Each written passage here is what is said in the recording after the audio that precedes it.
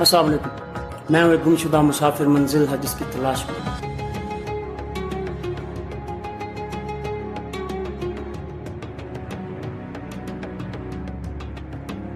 اچھا یار، محرم گزرے ہیں، سبیل کا دوسرا بھی پیا ہے، نیاز بھی کھائی ہے حضرت امام حسین کی، تو یہ چھوٹی سی ایک بات میرے ذہن میں آئی ہے۔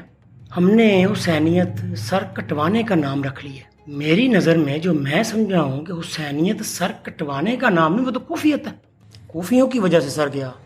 میری نظر میں حسینیت تو وہ ہے جو چل پڑے تلوار لے کر مدینے سے کوفے کی طرف، تخت پہ بیٹھے یزید کو للکارا کہ حسین کے ہوتے یزیدیت نہیں رہے گی۔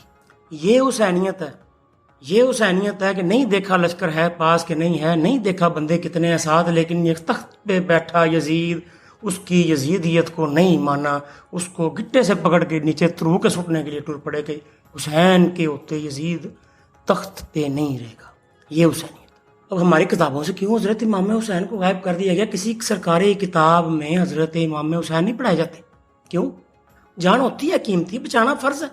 اپنی گھر والوں کی، بال بچوں کی جان قیمتی ہوتی ہے، بچانا فرض ہے۔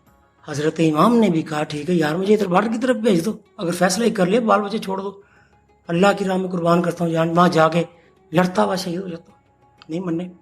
پھر سب سے قیمتی شے جان کو انویسٹ کہاں پہ کرنا ہے یہ بتایا میرے امام نے۔ اتنی بھی قیمتی نہیں ہوتی کہ ظلم کے آگے سام کے رکھ لو اور ہوتے دیکھتا رہو۔ یہ حسینیت۔ اب قربان جاؤں میں اپنے مالک کی حکمتوں پہ۔ چنگا بھلا کھیٹ چل رہا تھا، ایک حضرت حور اکیلے کو کیوں ادھر سے ادھر کر کے مورا پٹوایا بھی؟ سب سے پہلے کیوں وجہ؟ ایک یزیدی ہیں، ایک حسینی ہے، معاملہ چل رہا ہے، شمری بھی شمر لشکر لے کے آیا، کیوں حضرت حور کو ادھر سے ادھر کیا بھی؟